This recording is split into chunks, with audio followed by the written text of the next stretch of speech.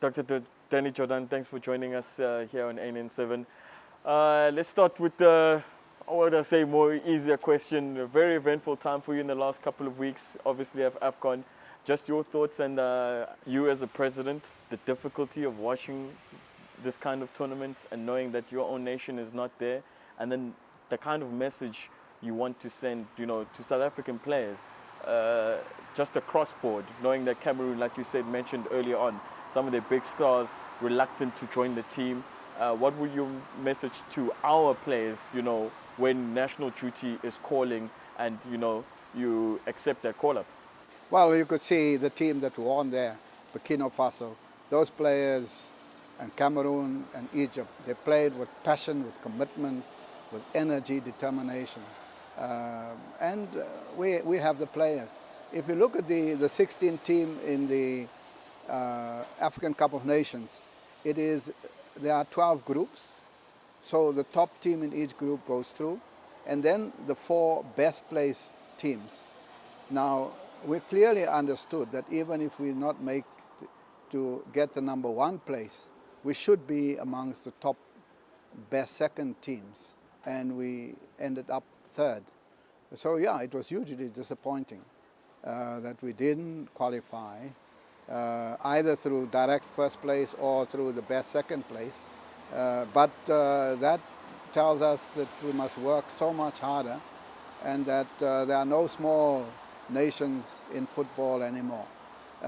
If you look at the teams that performed there, Uganda performed very well, Zimbabwe was there, Togo was there, and a few years ago these would have been referred to as small teams. So the one thing that we must understand, everybody wants to qualify for the African Cup of Nations, and it's even more difficult for the World Cup. So we'll have to focus and work hard.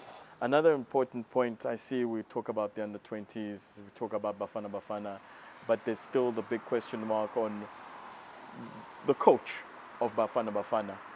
How is that process going on? Because we know there's another matter also on the side that might look, this is confusing a lot of football followers.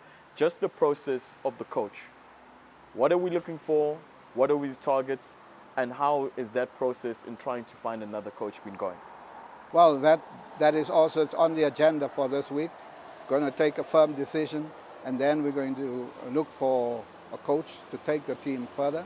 And then we'll have to sit down and discuss the terms and conditions and the targets with that coach. At the moment, I've been out at the African Cup of Nations, and may I add there that most of those coaches there were very keen to come and support this country's effort.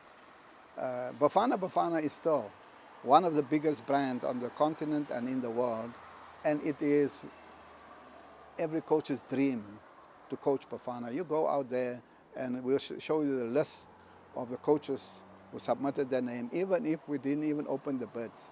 So there is a list already? Yeah, well, people submitted their names, and you as a media also started a debate that this one, that one, and I was sitting in Gabon, but every day I find a new name coming up. Say, well, good luck to them. We will discuss on Saturday the path to finalize the coach. But the time is little, because we have the CHAN, we have the friendly matches that we must play, because in June we're playing Nigeria away in the African Cup of Nations for 2019. Then we play the CHAN in July, and then we start with the World Cup qualifiers against Cape Verde.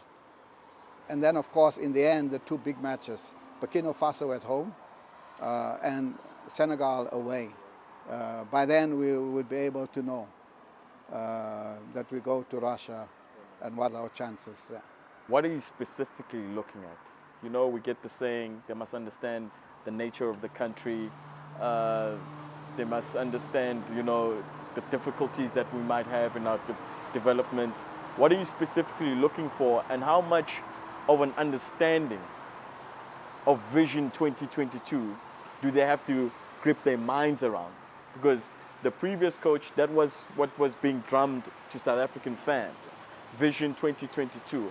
How much of this new guy coming in, how much does Vision 2022 stay relative? It is very relative. Look what we've achieved in terms of Vision 2022. For both male and female, we wanted our under 17 team to qualify for the World Cup. They did. First time in our history. We want to go to the Olympics. We did. Both our teams, both men and women, qualified for the Olympics in Rio. We did. We want the women team to go to AFCON. They did. They went to the semi-final and they went to the third and fourth place playoff. And you can see we are still building on Banyana. And Banyana is going to be one of the big teams on the continent and in the world. We've only played them against the top 10 countries, against United States, against Netherlands, now the other day against France. That program continues. On the men's side, the under-17 team that came from the World Cup, most of them are taken up in the under-20. They're going to Zambia. We want them to qualify for the World Cup. So the senior national team coach must work with all of those players and all of those coaches. Whilst he has to take care of his own team, he must understand that 2022, most of these players will go through this path. And it is important that we qualify for Korea. It's important to qualify for the Olympics because then the two streams follow for the 2022 World Cup. Because there we don't only want to qualify for the World Cup, we want to go into the final stages. And that's what 2020, Vision 2022 is all about. We are still on track. So whoever is a coach must understand that, but must also understand there is urgent and immediate task that there is CHAN, there's African Cup of Nations and the World Cup, all of it in 1 year. We want to qualify for the World Cup, we want to qualify for 2019 African Cup of Nations, and CHAN we will have the same problem of release of players, and those things also we'll have to discuss with the PSL, and we should also get our priorities right. Our priority is the under-20, is African Cup of Nations, and it's the World Cup. Now, a lot of names that were thrown in, some of them are past coaches. I think you've seen in the papers that like Baxter, they were thrown in the mix. And I asked Mark Fish the same question a couple of weeks ago. In terms of bringing somebody who's already been with the national team, does that take us forward in bringing somebody who already was in the system? And well, Carlos Queiroz, he assisted us in qualifying for 2002. But will it take us forward? Do you think it will take us forward bringing in somebody who's already been in and maybe the achievements or the set targets that were there were not quite reached? It depends on what that coach has done. You see, if you look at the coaches who were successful, it's coaches who did not sit still. If in 2002 I met you sitting on that chair, and it's now 2017, I find you still sitting on the same chair, I'm not interested in you. We have to understand that football is not static. How many international tournaments did you attend? The teams that you coach, where did they play? What did they qualify for? What is the quality of the player that you produce? What is your success? Not just in the country, because we are not playing in the country. We're playing against the world. So we have to ask you those questions. Even if I still find you sitting in the chair, maybe. You say, no, I now have a UEFA A license. I went to a coaching seminar in the United States, in Brazil. I lectured on technical matters in Korea. I understand what's happening in the world of football. I see where football is going. And therefore I can help you to get there. We will have to listen to what they say. But the track record, the experience, the achievements is also what we'll have to consider. We know where we want to go. We want to go to Cameroon 2019, want to go to Russia, want to go to Tokyo, and we have the teams that can help to go us there. We need the driver. And I've not looked at anything other than hearing names from what you suggested. When are we expecting, like we talked about, we said, we almost have time. I mean, football fans are No, asking. we should by the end of the month. By the end of the month, we by should. the end of the month.